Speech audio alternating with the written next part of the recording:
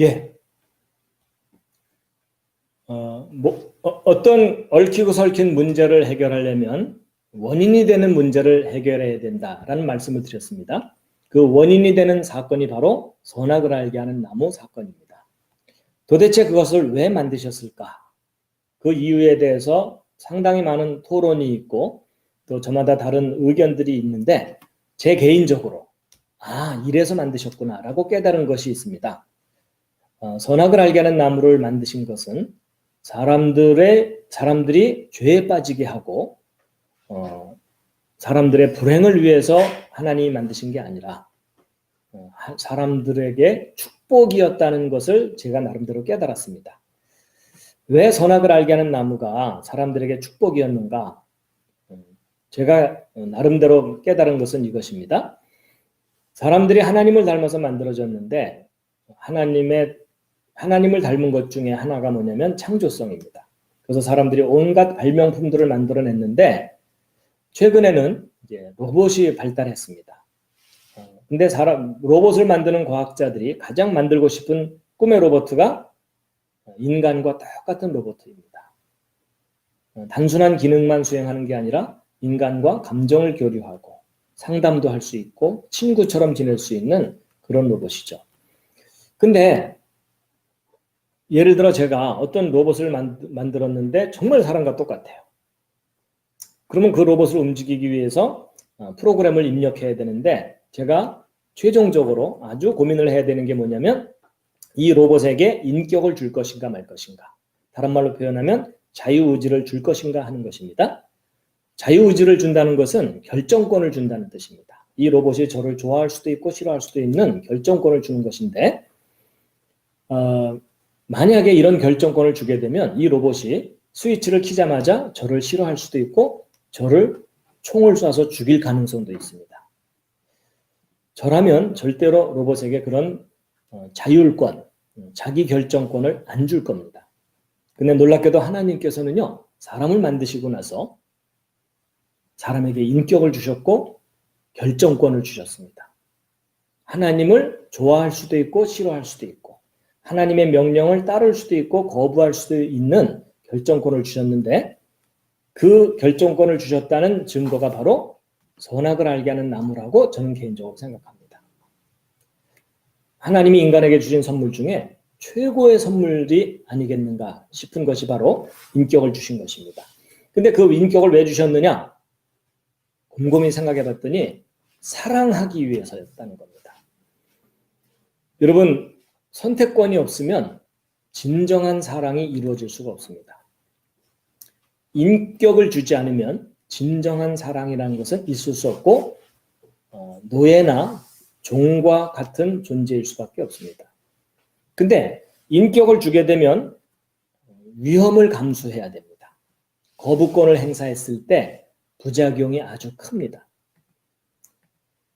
결국 사람에게 인격을 주자니 부작용을 감수해야 되고 안 주자니 사랑하는 관계일 수가 없고 근데 하나님은 사랑이시기 때문에 그 사랑을 표현한 객관적인 증거가 바로 선악을 알게 한 나무에 대한 선택권을 주신 것이다 라고 저는 생각을 합니다. 근데 결국 인간의 잘못된 선택으로 인해서 하나님과의 관계가 깨어지게 됐죠. 그렇다면 인격을 준 상태에서는 인격을 가진 사람의 선택에 대한 책임이 있습니다. 그래서 인간이 하나님과 단절됐다면 인간의 선택에 의한 결과라면 인간은 죽어야 하는 존재입니다. 왜냐하면 인간은 피조물이기 때문에 스스로 영원히 살 수 없습니다. 당연한 결과입니다. 억울할 일이 아닙니다. 그런데 하나님의 형상을 닮은 사람을 그냥 죽게 내버려 두지 않으시고 하나님께서 구원해 주신다는 약속을 구약 성경의 여러 사건을 통해서 거듭 알려주셨는데 그 대표적인 사건 중에 하나가 아브라함과 맺은 분정 언약이라고 하는 사건입니다. 횃불 언약이라고 하는 이 사건은 고대 세계에서 서로 다른 부족들끼리 평화를 유지하기 위해서 그 부족 대표들이 만나서 동물을 절반으로 갈라놓고 그래서 둘로 나눴기 때문에 분정, 나눌 분자를 써서 영어로 partition covenant라고 하죠. 그리고서 이제 언약을 맺는 것을 의미하고요. 이 동물을 둘로 가르게 되면 두 부족의 대표 A와 B가 이 갈라진 사이를 함께 지나갑니다. 그것의 의미는 뭐냐면 언약을 파기하면 파기한 자가 이 동물들처럼 죽게 될 것이다. 결국 죽음을 걸고 평화를 약속하는 그런 언약이 분정 언약이죠. 그런데 하나님이 아브라함하고 언약을 맺으실 때 하나님은 횃불의 형태로 하나님 자신을 표현하셨다라고 보고 있습니다. 그러면 횃불과 아브라함이 함께 그곳을 지나가야지만 언약이 형성이 되는데 책임 당사자인 A, B가 함께 지나가야 되죠. 근데 놀랍게도 하나님만, 바꿔 얘기하면 횃불만 그 사이를 지나갑니다. 아브라함은 지나가지 않았습니다. 이것의 뜻은 뭐냐면 언약을 어겼을 때 누가 어겼든 상관없이 하나님이 전적으로 책임지겠다는 메시지입니다. 결국 아브라함은 인간을 상징하는 존재이고 횃불은 하나님을 상징하는 것이었습니다. 그래서 하나님과 사람 사이에 계약이 파기됐을 때 사람에게 책임을 묻지 않고 하나님이 100% 책임을 지시겠다라는 메시지입니다. 그것을 이루러 오신 분이 바로 예수 그리스도이신 거죠. 분명히 사람이 잘못했는데 하나님이 책임을 져주시겠다고 하는 것입니다. 결국 2000년 전에 이 땅에 오셨던 그분은 에덴 동산 사건을 해결하기 위해서 오신 분이었는데 에덴 동산에서는요. 선악을 알게 하는 나무의 열매를 먹으면 죽었습니다. 먹으면 죽는 것이 독이죠. 그런데 독을 먹은 사람을 살리는 방법은 해독제를 먹이는 것입니다. 그래서 예수님은 이 땅에 해독제로 오셨고 너희가 나를 먹으면 영원히 살 것이다. 독이 풀리고 영원히 살게 된다는 것입니다. 아주 논리적입니다. 먹는 것 때문에 문제가 생겼다면 먹는 것으로 해결해야 됩니다. 그렇죠? 독을 먹었기 때문에 죽게 된다면 해독제를 먹으면 살게 됩니다. 그래서 예수님께서 이 땅에 오셨을 때 내가 사람들에게 생명을 주는 하나님의 빵이다. 또는 떡이다. 우리 한국식으로 표현하면 밥인 거죠. 그렇죠? 나를 먹으면 너희들이 영원히 살게 될 것이다.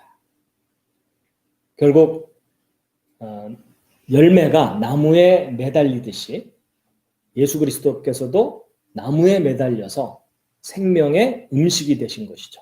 생명의 열매가 되신 것이고 달리 표현하면 생명의 빵이 되신 것입니다. 그런데 바로 세상 사람들을 살리기 위해서 음식이 사람을 위해서 희생하듯이 예수님께서 사람들에게 생명의 음식이 돼서 희생을 당하시는 사건이 십자가 사건인데 그 사건 직전에 제자들을 모아놓고 그 사건의 의미를 나누게 되는 사건이 유월절 만찬이었습니다. 그래서 내가 너희에게 주는 이 빵과 이 포도주가 너희들을 위해서 주는 나의 살이고 피다. 너희들이 나를 먹으면 영원히 살게 될 것이다. 그래서 예수 그리스도의 거룩한 희생을 우리가 인정하고 수용하면 그 영원한 생명을 주는 그 빵으로 인해서 우리가 영원히 살게 될 거다라는 말씀입니다. 이것이 바로 유월절 만찬의 의미이죠.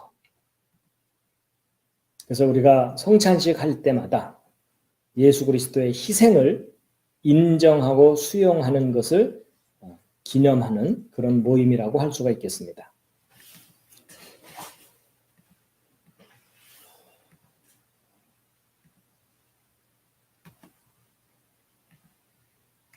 그래서 하나님께서 예수 그리스도를 통해서 우리에게 새로운 계약서를 주셨습니다. 그것은 뭐냐면 예수 그리스도를 인정하고 수용하면 모든 죄가 해결되고 하나님과 함께 영원히 행복하게 살게 될 것이다 라는 계약서입니다. 계약을 하게 되면 계약 당사자들이 있죠. 하나님이 A 당사자이시고 우리 사람은 B입니다. 하나님께서는 그 계약서의 모든 내용을 다 이행하셨고 예수 그리스도를 통해서 사인까지 하셨습니다. 그러면 결국 남은 것은 계약 당사자 중에 B에 해당되는 우리가 그 계약서에 서명을 하는 일입니다. 맞습니다. 말씀하신 그 계약서를 따르겠습니다. 서명을 하는 일입니다. 서명이 된 계약서는 서명된 즉시 효력을 발휘합니다. 그렇다면 이 계약서가 파기되지 않는 이상은 이 계약서에 사인한 사람은 영생을 보장받습니다. 여러분도 이 계약서에 사인을 하셔야 됩니다. 근데 저 계약이 유지되기 위해서 인간은 무엇을 해야 되느냐? 겸손하게 받아들이고 사인하면 됩니다. 뭔가 다른 노력을 해야 되는 것이 아닙니다. 그래서 출애굽기서에 이스라엘 백성이 홍해를 건널 때의 그 사건은 예수 그리스도의 십자가 사건의 예언 같은 그런 내용이었는데요. 홍해가 갈라지기 직전에 모세가 외친 소리이죠. 두려워하지 말고 가만히 서서 가만히 있으라는 겁니다. 너희들이 할 일이 없다는 것입니다. 하나님의 구원을 보라 이렇게 되어 있습니다. 본다는 것은 긍정한다는 것입니다. 너희는 가만히 있을지니라. 너희가 노력한다고 너희들의 죄가 해결되는 일이 아니다. 놀랍게도 하나님의 구원법은 너무나 간단합니다. 뭔가 엄청난 노력을 원하시는 일이 아닙니다. 마음을 열고 인정하면 됩니다. 지금 댓글 중에 홍해를 건너는 장면이 분정언약 모습 같다라는 말씀을 하셨는데요. 정말 닮았죠? 하나님이 쫙 가르시고 길을 열어주셨습니다. 우리는 인정하고 따르기만 하면 됩니다. 그 길을 따라 걷기만 하면 됩니다.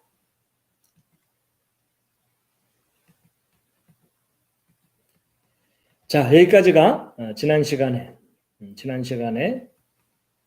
말씀드렸던 내용이고요.